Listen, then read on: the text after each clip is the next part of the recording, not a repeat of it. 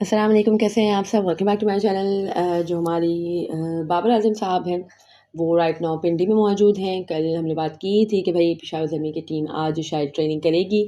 सो आज ट्रेनिंग उनकी training session हुआ उनका एंड काफ़ी ज़्यादा बॉलर्स मेहनत करते हुए नज़र आए, स्पिनर्स मेहनत करते हुए नज़र आए एंड बैटर्स भी डेफिनेटली बैटिंग प्रैक्टिस कर रहे थे। बट वी ऑल नो कि पिंडी की जो पिच का बिहेवियर है वो बहुत ज़्यादा बैटिंग फ्रेंडली होता है एंड बैटर्स डेफिनेटली यहाँ पे डोमिनेट करेंगे और यहाँ पे अगर अच्छी स्मार्ट बॉलिंग हुई तो फिर वो साइड डोमिनेट करेगी। एंड बाय द वे कल तो कोई मैच नहीं है जो हमारा पीएसएल में, कल ऑफ डे है। इसके बाद सैटरडे को 2 मैचेस हैं।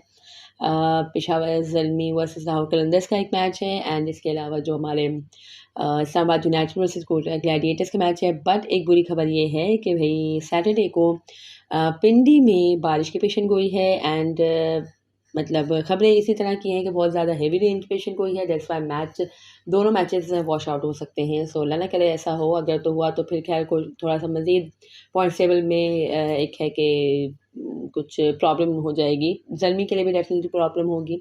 अगर तो ये मैच ज़ल्मी जीत जाती है, जिसके कभी इम्कानात मौजूद हैं इंशाल्लाह, बिकॉज़ लाहौर कलंदर्स की टीम इतना ज़्यादा अच्छा परफ़ॉर्म नहीं कर रही, बट स्टिल ज़ल्मी अगर ये मैच जीती है तो उनकी ज़्यादा है कि जो क्वालीफ़ाई करने के चांसेस हैं प्लेऑफ्स के लिए वो बढ़ जाएँगे and Lahore Qalandars definitely almost बाहर ही हो गई है। सो अगर तो खैर लाहौर कलंदर्स भी जीती है, सो आई डोंट थिंक कि उनको इतना ज़्यादा है कि प्लेऑफ में जाने के उनके कुछ चांसेस ब्राइट होंगे। I don't think so, because जो लास्ट मैच है वो काफ़ी ज़्यादा कन्विंसिंगली हारी है वो लाहौर कलंदर्स की टीम। सो मुझे नहीं लगता कि अब लाहौर आगे प्ले ऑफ के लिए क्वालीफाई कर सकती है। बट इंशाल्लाह Zalmi we all are hoping अच्छी परफॉर्मेंसेस दे एंड मैच हो जाए। वही बात है कि अगर मैच नहीं हुआ तो फिर मज़ा ख़राब हो जाएगा, बिकॉज़ पेशावर ज़ल्मी के मैचेस का इंतज़ार सब करते हैं, बिकॉज़ उसमें बाबर आज़म हैं एंड एवरीवन है कि बाबर आज़म को ही सपोर्ट करते हैं। So that's why I badly want कि भई हो जाए मैचेस और बारिश से असरअंदाज़ ना हो मैचेस एंड खैर इसके अलावा जो हमारी जो इस्लामाबाद यूनाइटेड की टीम है वो भी पिंडी में पहुंच चुकी है एंड वो भी मोस्ट प्रोबेबली अब कल है कि ट्रेनिंग सेशन करेंगी। कोटा ग्लैडिएटर्स की टीम बाय द वे आज पहुंचेगी कराची से पिंडी में। वो मतलब फ़्लाइट उन्होंने ले ली होगी और अब है कि वो पहुंच रहे होंगे जो पिंडी में एंड वहाँ पे खैर अब मैचेस होंगे बकिया, और कराची में भी खैर हैं।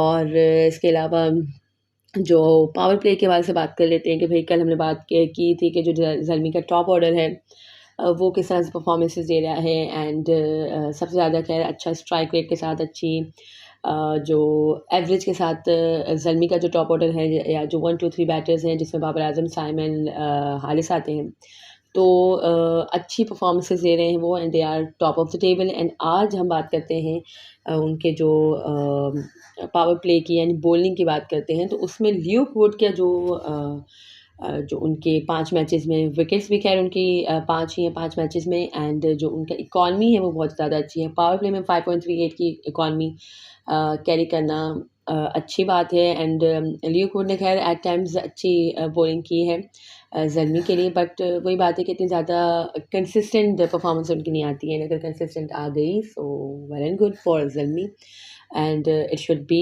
डेफिनेटली अच्छी परफॉर्मेंसेस देनी चाहिए उनको क्योंकि ज़ल्मी बॉलिंग में खैर बहुत ज़्यादा स्ट्रगल करती है। खैर जो भी आगे के स्टैट्स हैं वो मैं आपके साथ शेयर कर रही हूँ, सो इस पे नज़र डालते हैं एंड वी ऑल नो कि भाई ज़ल्मी की बॉलिंग इतनी अच्छी नहीं है, बट पावर प्ले में अच्छी बॉलिंग की है। खैर 2-3 मैचेस आई थिंक साइम से भी ओपन कराए जा रहे हैं, जो बाबर आज़म बॉलिंग की ओपन करवा रहे हैं एंड वो अच्छा डिलीवर करके दे रहे हैं, यानी फर्स्ट ओवर अच्छी बॉल करवा रहे हैं।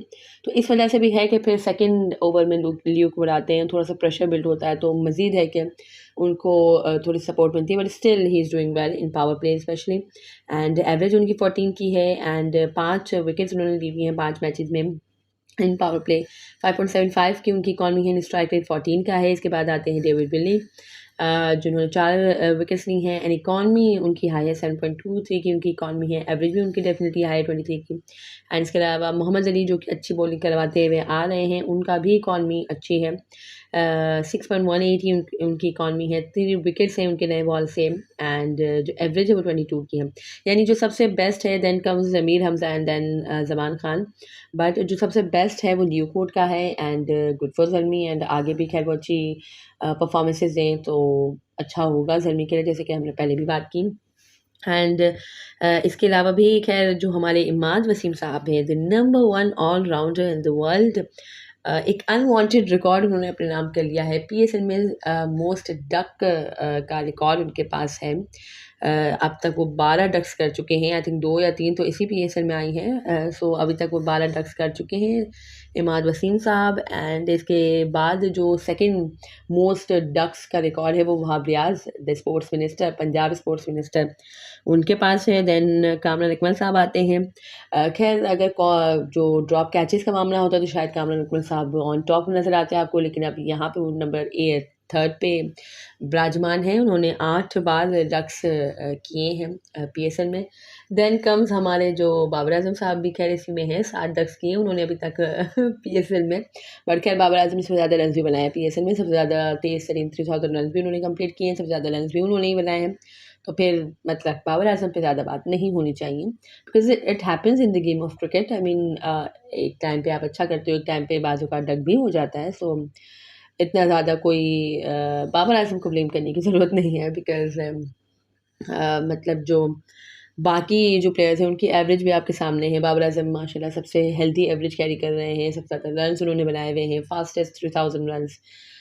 सो मतलब no debate on Babar Azam and इसके अलावा जो हमारे शाहीन शाह अफरीदी साहब हैं, हमारे करंट कैप्टन, उनके भी खैर 7 डक्स हैं in this PSL, in this नहीं मतलब ओवरऑल पीएसएल में। सो मतलब क्या किया जाए, बट है कि टॉप पे तो भाई नंबर 1 जो होता है वही टॉप पे होता है। नंबर 1 ऑलराउंडर है इमाद वसीम साहब, तो he is on top with 12 ducks and खैर इसके अलावा जो हमारे हारिस रऊफ साहब हैं, उसामा मीर साहब हैं, उनके हवाले से भी खबर है कि दी 100 में उन्होंने पहले भी खेला था, एंड अभी भी जो उनकी रिस्पेक्टिव उनकी जो फ्रेंचाइजेज़ हैं उन्होंने उनको दोबारा रिटेन करने की कोशिश की है, एंड कर लिया है खैर।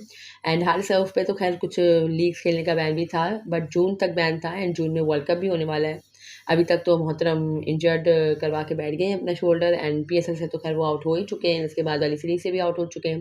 बट बहुत से लोग ये भी बात कर रहे हैं कि भाई वर्ल्ड कप से भी वो आउट हो चुके हैं। तो अब देखा ना ये है कि क्या दी 100 के लिए वो अवेलेबल होते हैं, बिकॉज दी 100 आई थिंक 23 जुलाई से स्टार्ट हो रहा है, यानी right after the T20 world cup start होगा। So let's see what happens, क्या होता है, एंड किस तरह से पीसीबी एंड उसी के मामला को है कि लुक आफ्टर करता है प्लेयर्स की, एंड जो प्लेयर्स की वर्कलोड मैनेजमेंट है उसको किस तरह से लुक आफ्टर करता है।